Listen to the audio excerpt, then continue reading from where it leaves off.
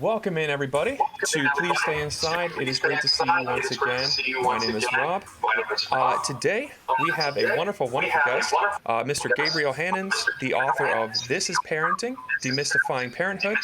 He is a child care professional who has worked with kids as a teacher, a behavioral technician in Central Florida, and also works as a tutor and parental consultant, as well as vocal trainer. He is also an online TikTok creator. You may know him as the Indomitable Black Man, and he is a classically trained vocalist. Gabe, welcome on. It is great to have you. Thank you. Thank you for having me on. So, of course, the first thing that I would love to be able to start with is talking about your book. This is Parenting, Demystifying Parenthood. I finished it over the weekend. It was wonderful, wonderful read. So tell everybody, I guess, a bit about the book. How would you best describe it? It is an overview of the principles of gentle parenting or authoritative parenting. I call it authoritative parenting, but some people know it as gentle parenting. That's really what it is in a nutshell. Okay, wonderful. And you really do a wonderful job of getting so many of the different foundational pieces in what is like a relatively short read. You know, you cover like the different types of parenting. You cover what is like kind of the pros and the cons of each style. You talk, of course, about some of the punitive measures of parenting, why they are not so effective. As well as generally how society has kind of changed its view of parenting in general. And I know right now there's a lot of debate. I see it all the time on TikTok between people about, these different parenting styles. And some people say, well, I can't do gentle parenting for all of these reasons. And the debate continuously goes back and forth. And so when people are talking about kind of this older style of parenting, I guess we could call it in a sense, but of course it's still existing. We talk about like authoritarian parenting, the kind of like, I am the adult, you're the kid, these are the dynamics, you are going to listen to me, and that's all there is to it. So what is it about authoritarian parenting that you find doesn't really work? Authoritarian parenting doesn't do what parenting is supposed to do. It's quite the opposite. The goal of a parent is to teach a child skills necessary to be independent, highly functioning adults. Authoritarian parenting has the child in a position where they should already know something. That's not how life works. You can't tell a child something one time. You can't tell a human something one time and expect them to just get it. Children are impulsive. Children do not know. They haven't been here before. Telling them to just do something because I said do it isn't telling them how they should do it, isn't telling them what happens if they fail. If there is a place where they're going to come up short, it's not telling them anything. You're just barking orders. That's not going to help them. And so authoritarian parenting is not really parenting. It's not teaching. It's just being an authority. But what good is an authority if you're not benefiting the people that you're in authority of? There's nothing there. It's empty. It's just threats. It's just work. Right, which makes a lot of sense. If we're kind of only doing the punishing, but we're not doing the teaching, then we don't kind of see any improvement going forward. And you talk about some of the detriments of this kind of punitive style of parenting where it is just all punishments, and this is something that the research backs very well. Neurological studies looking at how the brain changes as a result of some of the punitive styles of parenting, especially spanking, and then some of the behavioral challenges that come out of it, that kids actually can become a lot more aggressive, that kids can even demonstrate up to like antisocial behaviors as a result of it. And you discuss some significant historical figures who have had some issues with their upbringing related to this. So societally, why do you feel like we've resorted to this style of parenting for so long? A lot of y'all are going to hate what I say, but it is a historical fact. A lot of it stems from colonialism, serfdom, white supremacy, this idea of European supremacy. It it's just that authoritarianism in parenting did not exist in Africa. It did not exist in Asia. It did not exist in the Americas. It is a uniquely European invention. You see that as far back as the beginning of Western civilization with the Spartans. They would get their children at age 7 and send them to the agoge, which if you want to beat your child and make them warriors, that's how you do it. If you want to raise some bloodthirsty warriors, that is how you do it. You get these children and you traumatize the hell out of them until they are capable of just doing it. That's literally what you do. You beat them, you raise them with this mentality of survival, and that's what you get. You get strong warrior type children. But here in 2023, we don't necessarily need that. And it was further pushed by the Western church, this concept of you are sinful and you are disgusting and despicable, and we have to beat holiness into you. That concept was pushed, though that's not a concept that's pushed biblically. It's been misinterpretation, it's been survival. Those two things and money have been the driving forces for why we have authoritarianism still so prevalent today. And that makes a lot of sense. The idea of kind of like controlling rather than trying to teach a valuable lesson, that it's more about submission than it is about providing any kind of a rubric for things. And you brought up also in your book how this extends far beyond just the parenting aspect, as of course many things like colonialism, historically white supremacy, continues to affect society. And one of these areas that you brought up was the criminal justice system itself, that a lot of the way that we provide a rubric for society and we try to provide guidance for people is more so by kind of just putting people in a cell and various other punitive measures.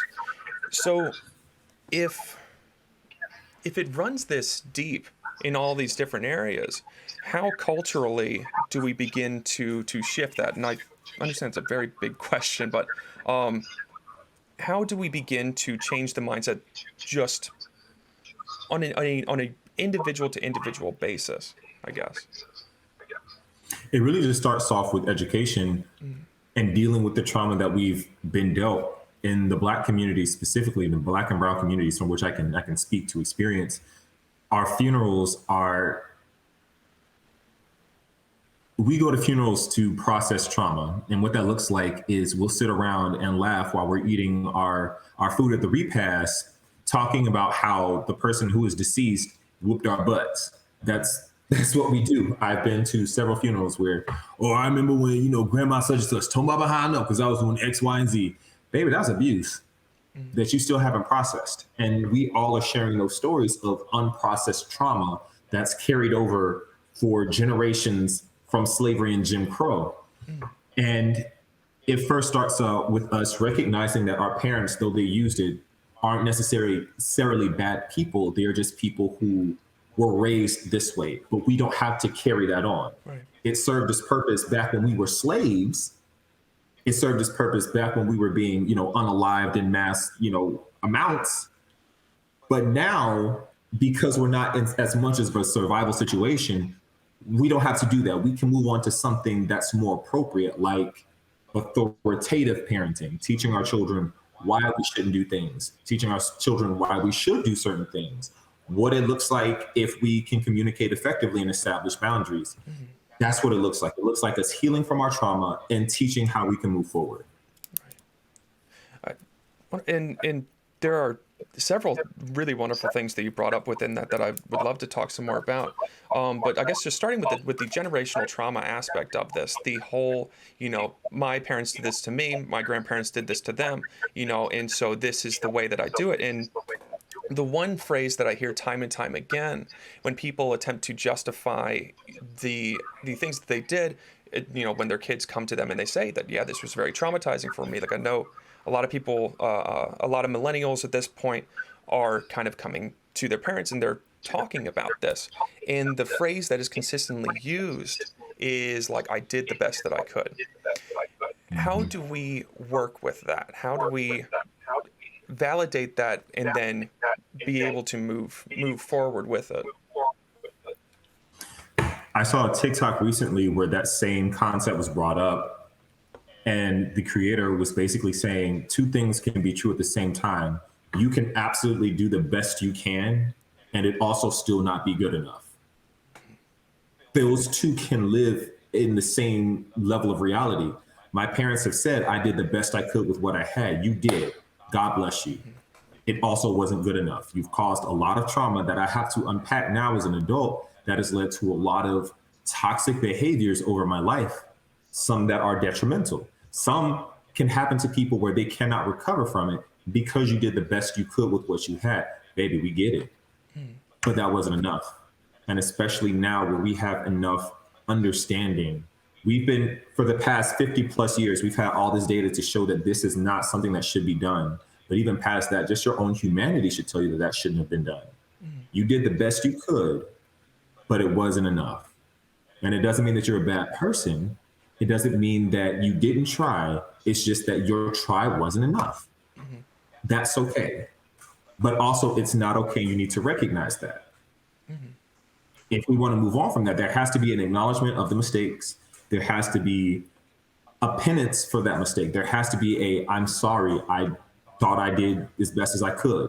How can we move on from here? That's the only way we can see growth and progress. Otherwise, it's going to continue to perpetuate the same cycles of brokenness Right. unnecessarily. Right. Right. And that dialectical understanding is so difficult for a lot of different, for a lot of people. Both with parenting as well as just with other things. Like one of my favorite dialectics within DBT is that you are absolutely doing the best that you can with what you've got, and that you are, you're giving it your all. At the same time, you got to look for room for improvement. And you got to find ways of continuing to grow as a human being. And so I love the idea of trying to approach it in that way. And hopefully, as we continue to move forward, people can understand that both of those can coexist. And I think it's important for us as people who are trying to communicate this with our parents as well, to, I guess, be aware of some of that. The entire job is not just with us, it's also with our parents, but I think the way that you put it is a wonderful way of communicating it as well. Within you also bring up within the Black community that there are stories that are told at funerals of this person whooping me, and all these different things. And one of the things that you also bring up within the book is community in general and how that's changed within parenting.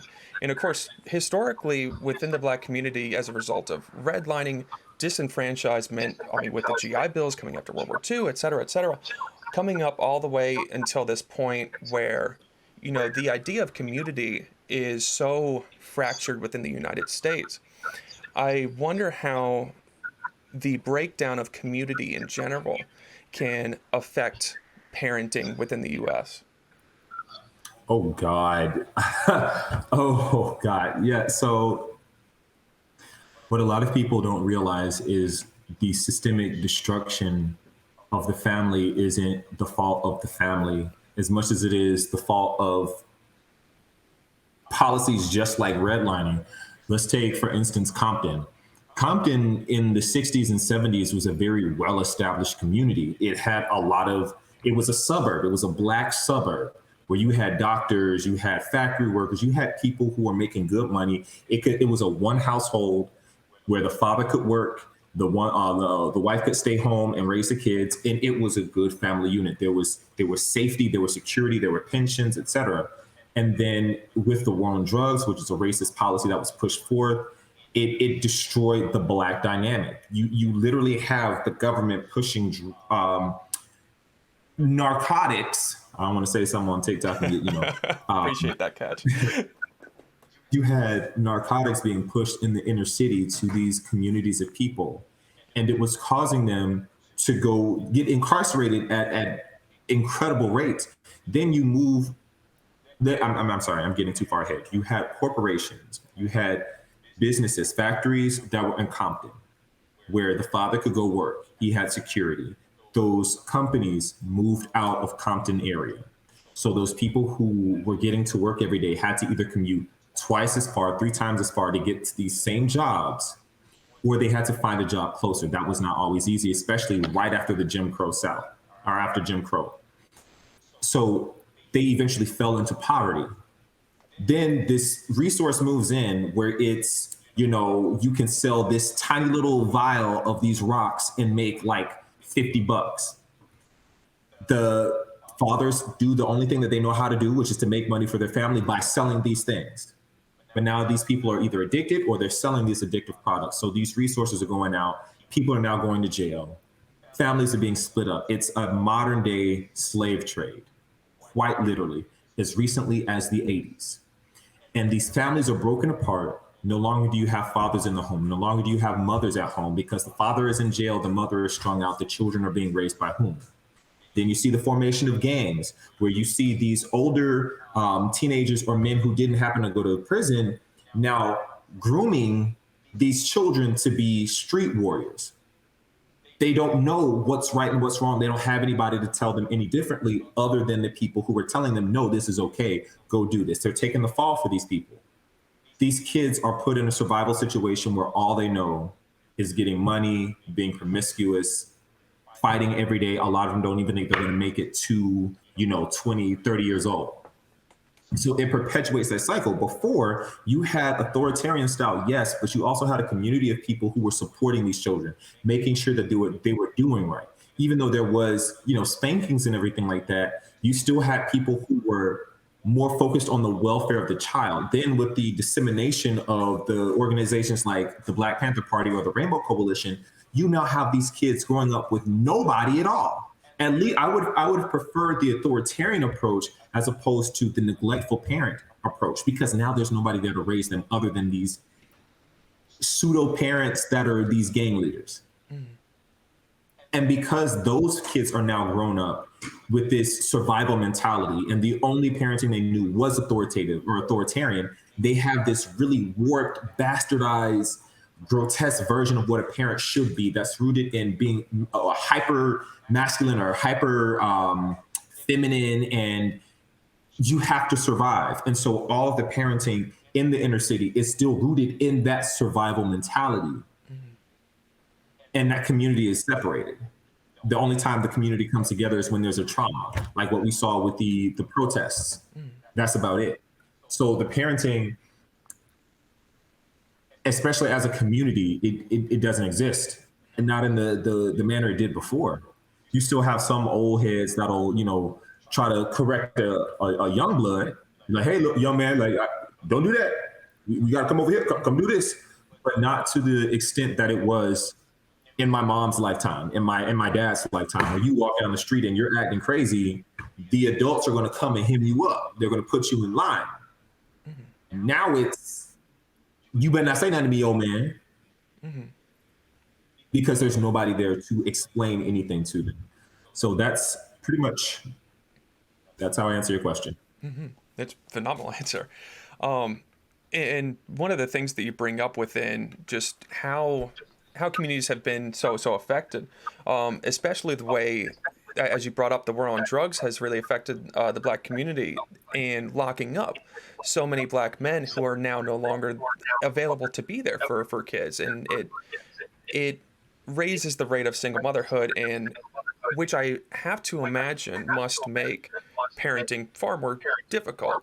And so when you have that in combination with the already existing like authoritarian parenting style, how does that play into things? The lack of another person to help out, the lack of a community to help out, and then now I have this kid.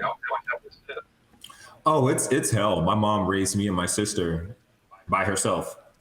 My dad was a cop, but he lived in Georgia. My mama moved me and my sister down here, and it was hell. If it wasn't for my grandparents also being there, it would have been even worse. It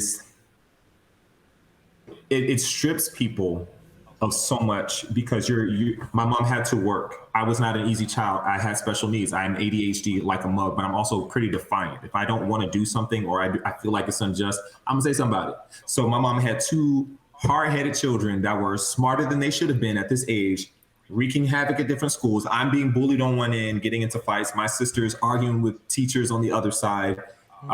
I need help with school and everything like that. And my mom is also a teacher, and she can't just leave her job to come see about me. My sister, luckily, was going to the same school my mom was working at, so she was fine on that end. But growing through all of those changes, especially me, specifically me, that was hell on her. My mom was very stressed. There were health concerns that came about as being a parent who's taking care of two households. Of course, there had to be an authoritarian presence. She often said, "This is an authoritarian dictatorship. I am what I say is law." But it had to be that way because gentle parenting still is, and somebody said it on here, and she got a lot of flack for it, but it is true. Gentle parenting is a form of privileged parenting.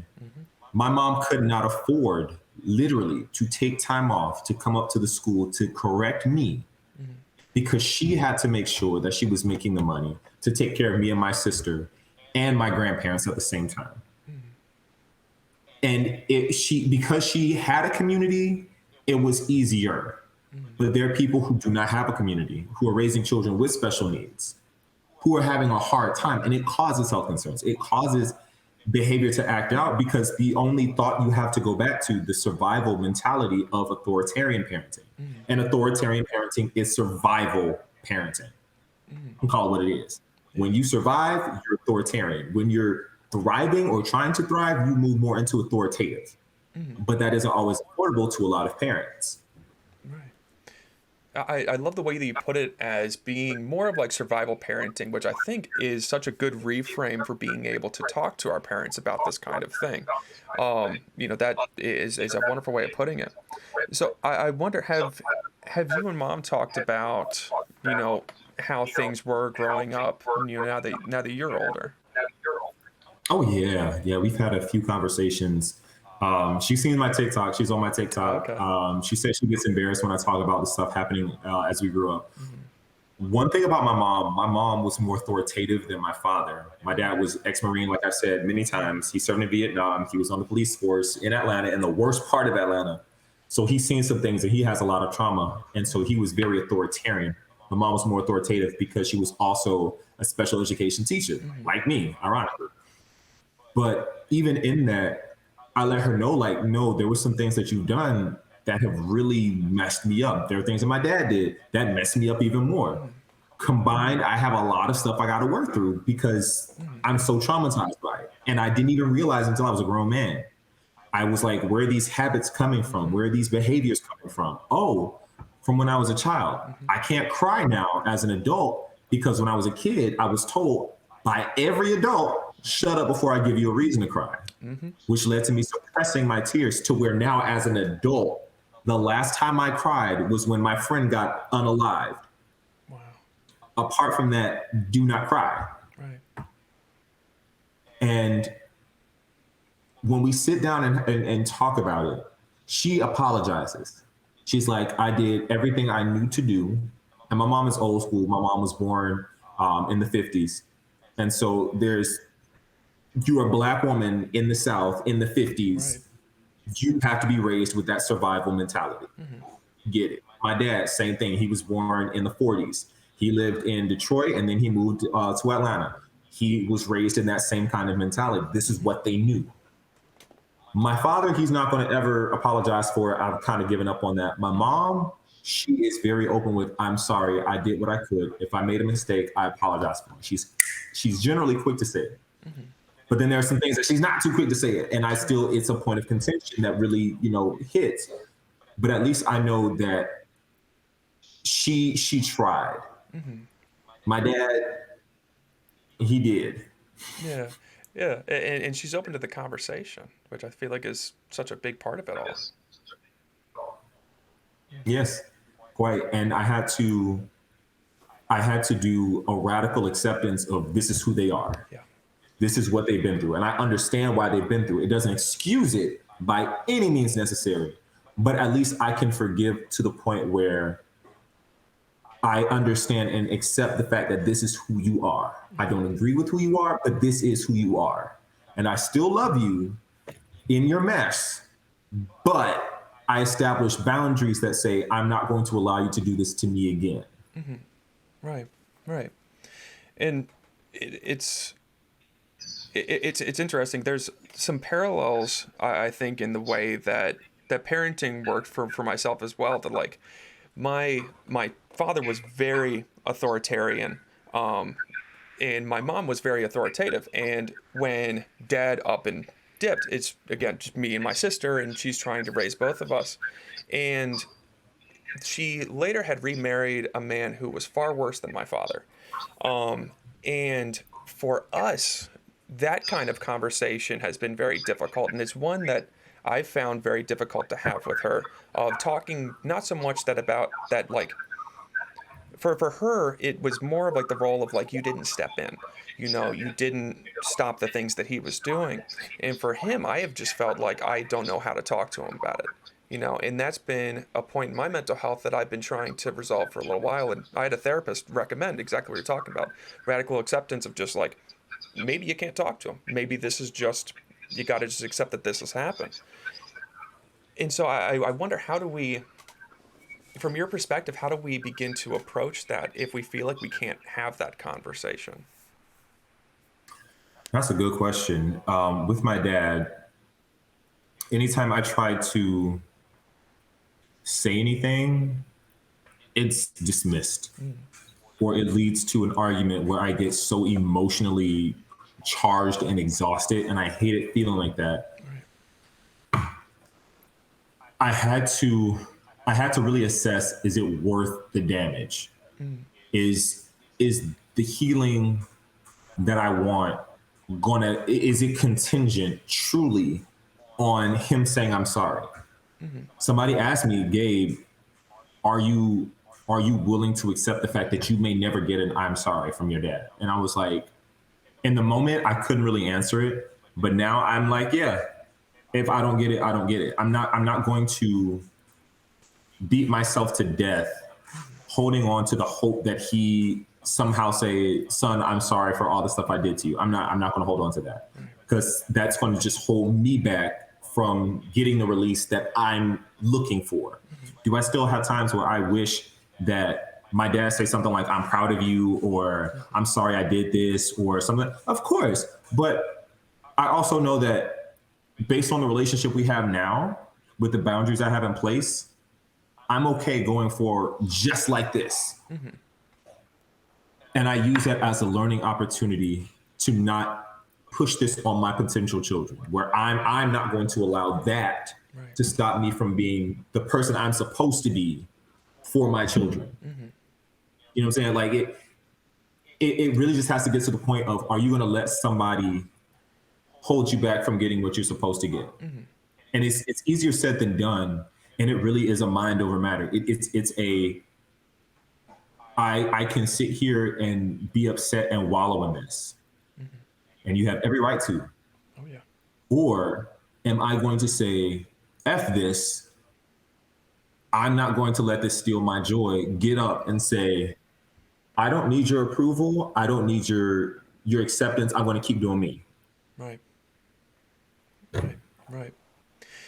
Yeah, you've honestly given me a lot to think about, I think. Yeah, some things to consider for sure. I know you mentioned the idea of, not passing this on to your kids. And, I know that for myself, it's been a concern that, me and my girlfriend have talked about, of just like, because she's had similar-ish experiences with the style that, her parents have had. I won't go too much into her stuff, but, we've had that conversation of like, we got to do some work before we get there. And so for yourself, what do you feel like that work needs to look like for people in order to get to that point where they feel like they could be confident that, okay, I don't think I'm going to pass this kind of thing on? I think it's different for everybody, but generally it's more indicative of your behavior and mindset behind it. A lot of parents get triggered by their kids, but they're getting triggered by the things that their parents would get triggered by.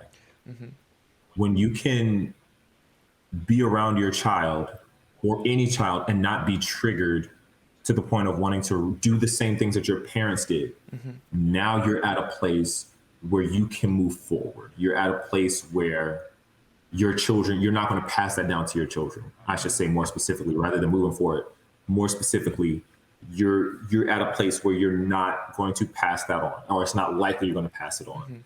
If you can look at the way you were raised and say, that was abusive. I probably shouldn't have gone through that, or that also probably shouldn't have happened.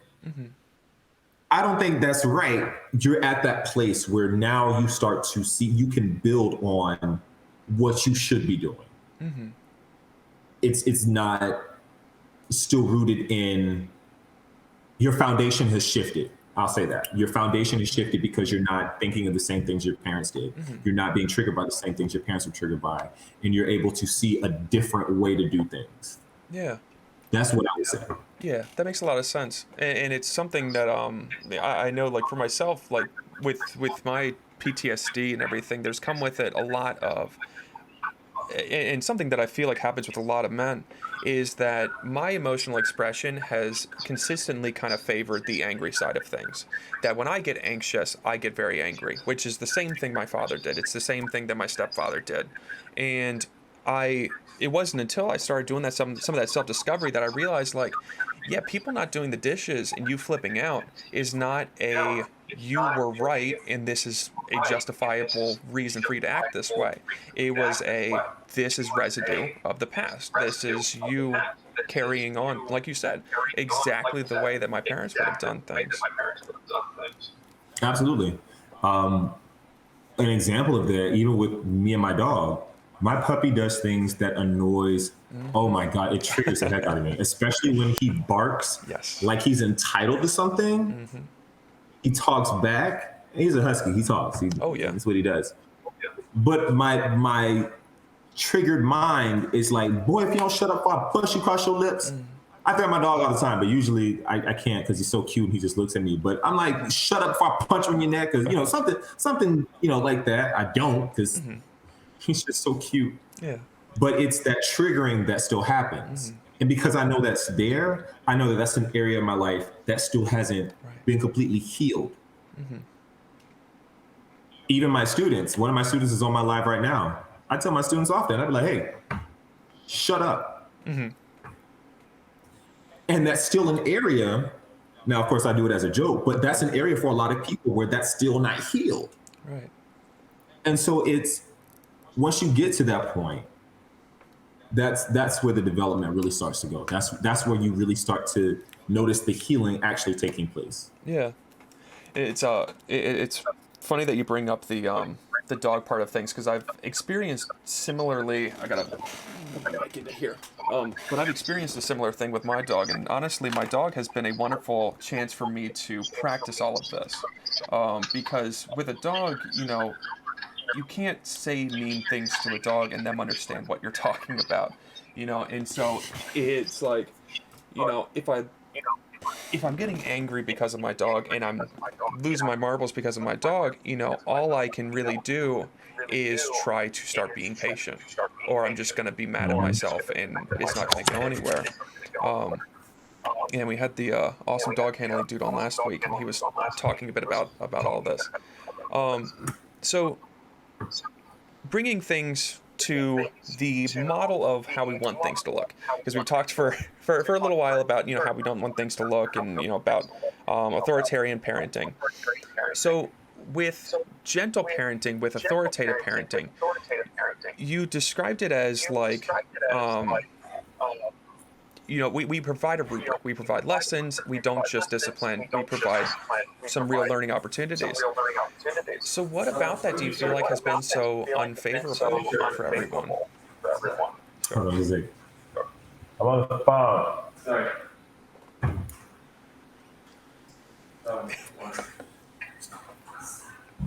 Can you ask that question again? Absolutely. So you described gentle parenting, and it sounds very favorable. What about it do you feel like people are misunderstanding or are getting kind of hung up on? People's default is authoritarian parenting. That's their natural default. Beat your kids, yell at them, force them to get in line. They can't conceptualize the idea of doing something different. So anything that doesn't look like you hitting your kids is automatically seen as permissive. And they see that permissiveness as weakness. And now permissive parents can be quote unquote weak, but authoritative parenting is not weak at all. It actually requires more strength because you have to have more patience. You have to have more restraint. You have to have a creative mind to figure out how to get to the mind of a child and work with them from that level. You can't just go in and be like, do this, or we're not going to do that. There is a specific way that you have to learn each child. You have to have the time to build a relationship with your child, to understand your child, to know what they can think about, what level they are of cognition, in order to give them directives based on their cognitive level. You know what I'm saying? Like their skill set. You can't just jump in and just tell them to do stuff. So because a lot of parents don't want to do that because they don't have the privileged time to do that, they don't want to invest the hard work into doing that, they're going to revert automatically to the survival, which is authoritarian. That authoritarian parenting looks like the opposite of authoritarian looks like the permissiveness. It's either extreme. It's never the middle ground. It's just the either or. Right. And in line with, I guess, trying to better, one of the big things, we talk a lot, I think, when we talk about parenting, we talk a lot about how do the parents respond to this. But one of the things that your book covers, and one of the things that you mentioned, is trying to understand why is the kid doing this in the first place. And, when we talk about the privilege aspect of this as well, we talked about, or I guess you talked about how there is on a societal level, we can understand poverty as like, and stealing as being like a state of lacking, and that's why people are doing things like that. When it comes to working with kids, you described a few different reasons why kids do the things that they do. You talked about self-stimulation, escape, attention, intangibles. So I'm wondering if you can, I guess, talk a bit about all of those and also mention, I guess, which one gets misunderstood or missed the most often. Okay, so let's start off. It's SEAT. These are functions of behavior. Yeah. The acronym that we use is SEAT. So the first one is stimulation, self-stimulatory. A lot of that can look like tapping your fingers or something like that. It looks like, especially with children on the spectrum, it can look like them stimming, what we call stimming. So it can be ticks, it can be doing something, humming, anything that's providing them a boost of dopamine, just doing it within themselves. For me, I have to fidget with something. Yes. And even when I'm talking with you, I'm fidgeting with my ring. Oh, yeah. I'm, looking for things to touch because that gives me stimulation. A lot of kids need that, but we also have a lot of people who try to suppress that. That's not going to do anything. Right. Self-stimulatory actions generally are pretty harmless. There are some cases in which it can get, kind of out of control, but generally they're harmless. Right, and that's a big then thing you have that I've noticed, like the quiet hands, quiet feet type deal. Yeah, I tell kids if they're tapping on a table, hey, tap on something softer. Can you tap on your thighs? I know you're going to tap. You want to tap. I don't necessarily want to suppress you, but the sound can be annoying to other kids. Find something quieter to do. That's fine. It's not uncommon to see kids with fidget objects. We love those fidget objects because they're keeping your hands busy and they're keeping you quiet. And I think that's why a lot of kids use their phones, but nobody want to talk about that. Because you're fidgeting with something. A lot of kids have anxiety, and when they're not doing anything or they're around a lot of people, they're going to immediately whip out their phone and start doing stuff on it. That's kind of what I do. Like E is escape. Escape are when kids elope. So escape, elope, kind of same thing. It can look like I have some students who will just raise their hand and be like, can I use the restroom? Now, I don't want to withhold a child from going to the restroom. However, I know that there are certain students who will go to the restroom for 45 minutes and only come back to get their book bag because I know they're skipping because the work is too hard. And so the manifestation of that frustration is I want to go take a walk and use the restroom. I have no problem with kids wanting to go use the restroom. However, like if you need a break, tell me you need a break. Don't just skip. But a lot of kids do that. The root of that is let's amend our work so that it's either more engaging or it's less challenging. Or in a certain case, it's more challenging if the kids find it too easy and they don't feel like doing it. There's a way around it. The next one is access to tangibles. Well, attention. Let's do attention. Attention is just that, attention. Like my puppy will walk up and he will shove his nose in between my arms and look up at me because he wants my attention. His behavior will look like, if I'm in my room with the door closed too long, he will poop on my love seat because he wants my attention. And this is how he manifests that attention. It looks like kids getting in trouble purposefully, because if their parents can acknowledge them when they get in trouble, at least they got some attention. It looks like children cutting themselves because sometimes they're looking for attention. And it's not like, I'm doing this so you can give me attention. It's them cutting themselves. You notice it, and now they have attention for it. Some of these behaviors can be conscious or subconscious. It looks like many different behaviors, but a lot of them are rooted in I want attention. Kids calling out in class, children using cuss words. All of those are attention-seeking behaviors. And the way you get around it is either you withhold attention, or you give them attention, or you teach them how to ask for attention appropriately. And then finally, you have T, which is tangibles, or access to tangibles. That can be your cell phones, that can be your laptops, that can be games, that can be going outside, that can be having access to anything that they can physically touch that they can get dopamine from. And that also looks similar to attention. You can either withhold that tangible or you can give them that tangible. Both is fine. I prefer kids to earn those tangibles. Those all work, but those are the 4 functions of behavior. There's more functions, but those are the main ones. Yeah. You brought up, I think you just posted this video yesterday. I loved it so much. You were talking about, I think somebody had made a video talking about taking the phone from their kid because they were getting bad grades. Or I think somebody had asked you the question about it. It was one of the two. And you talked about utilizing that as an opportunity, not so much as like, I am going to take the phone from you because you're getting bad grades, but more so if you make effort towards your grades, you will earn the phone time. And I feel like as a reframe, that's so amazing. And so are there other ways that can be utilized for things outside the tangible, which I guess that's an example of that one? Oh, absolutely. You can use it. If we look at the things people want as like a currency, I don't want to say use it as a currency system all the time, but I just for the concept, sure. You can either give or withhold. If they're, say for instance, your child doesn't want a tangible and they want access to just spending time with you, you can absolutely do that. Hey, I want to spend time with you.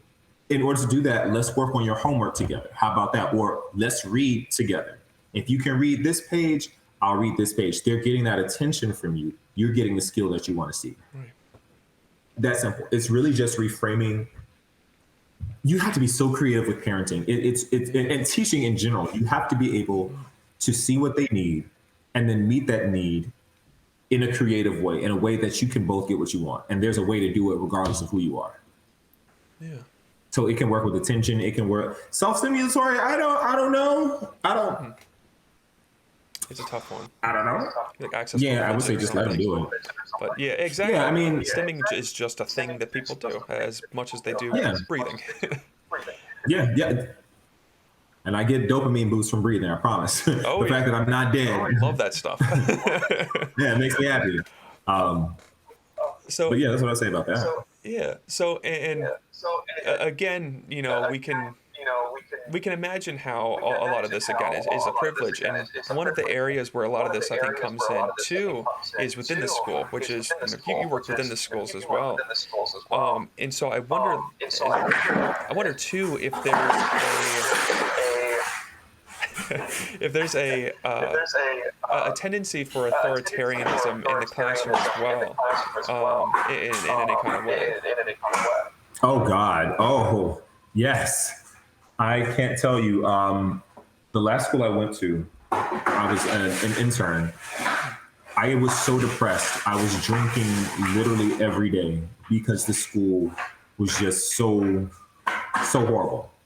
And when you're in your senior internship, there's a great chance that you're going to be hired at that school. And so listening to the teachers mistreat the students, forcing their will on these kids, yelling at these kids, which I don't understand. I yell at kids, but it's usually because they're loud. I'm not yelling at them because I'm trying to force them to do something. No, I'm just like, hey, shut up. They're yelling at these kids because they're not doing what they're saying. It didn't make sense. There's the punitive punishments that have no effect. How are you going to sit here and suspend a kid for skipping?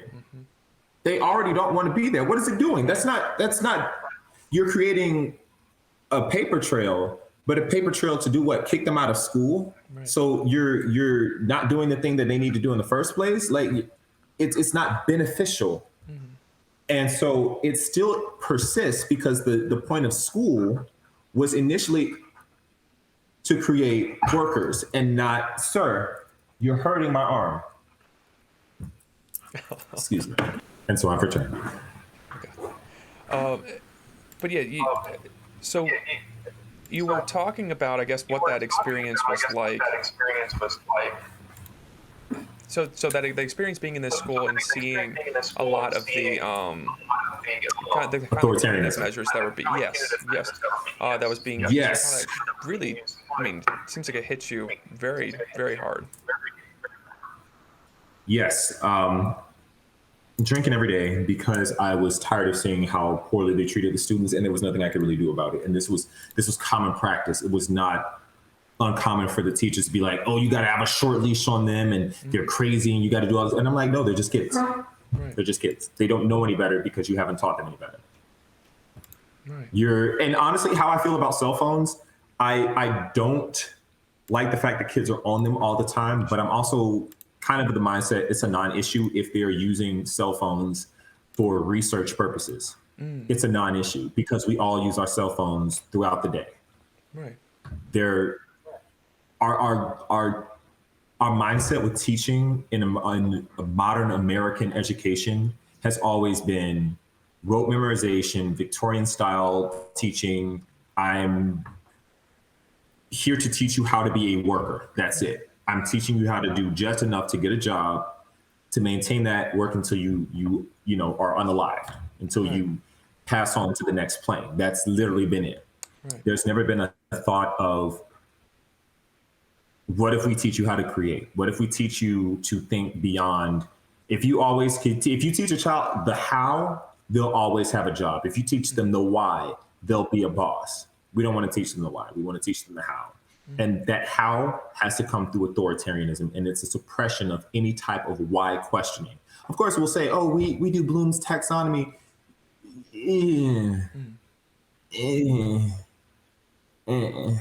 There is that suppression. There's that authoritarianism. There's that punitive measure. There's that school to prison pipeline that we're going to teach you about. That's all exists. Right.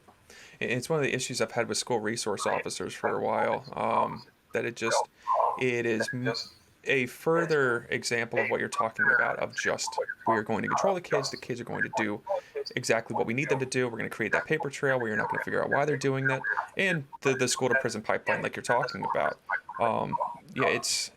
It's been a very big issue, and I'm happy that we're at least having the conversation about how we're doing things, and beginning to move away from the way that things have been looking.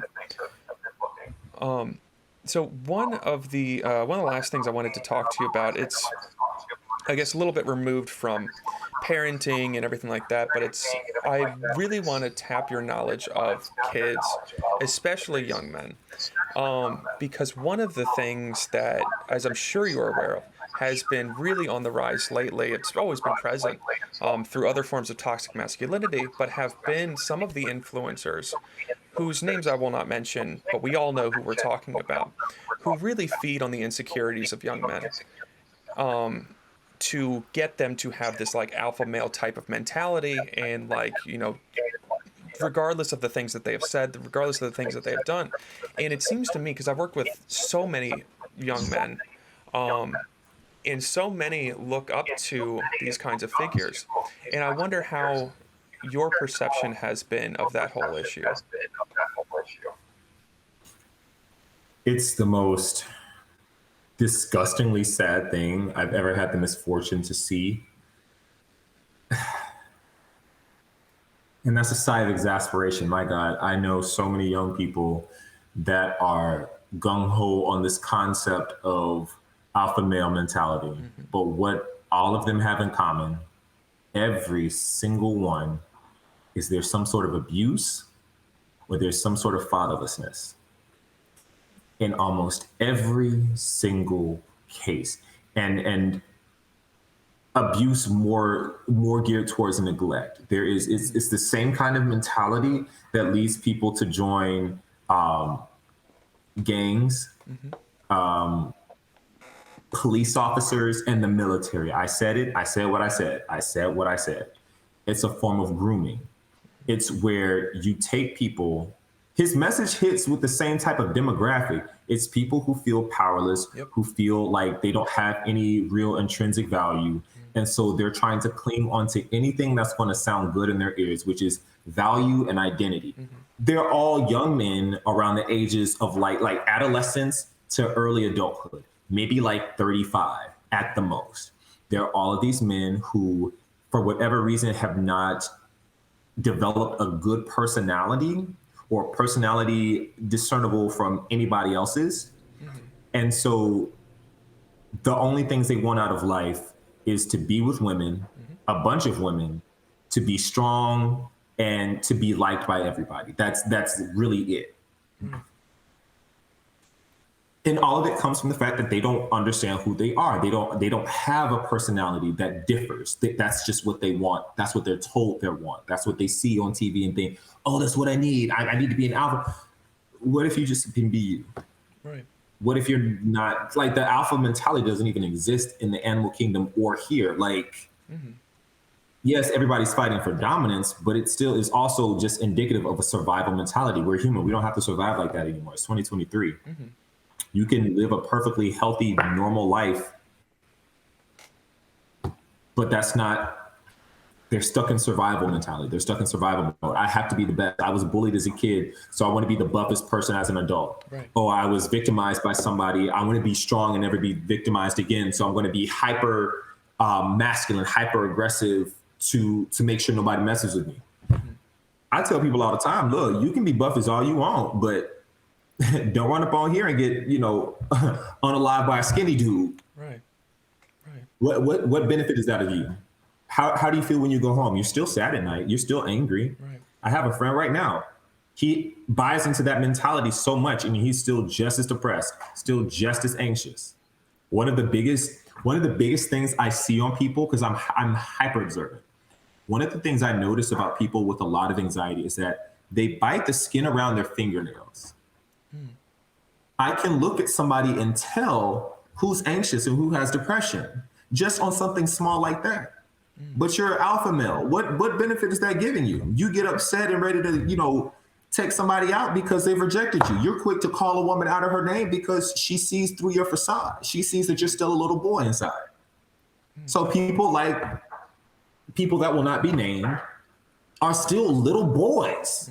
They're little boys trying to be the big kid on the playground. Right. Because they weren't the big kid on the playground when they were kids. Right. That's how I feel about it. I'm sorry, I want to rant. No, I did not hear one lie, so I appreciate that, and it really does seem like it's almost like a cultural multi-level marketing scheme of, like, if you follow my guidance and then you recruit more people to this kind of mentality, you will be the alpha, you will be on top, and they promise, like you said, a lot of the same things, that there's wealth involved in this, there are women involved in this, all these kinds of things, and so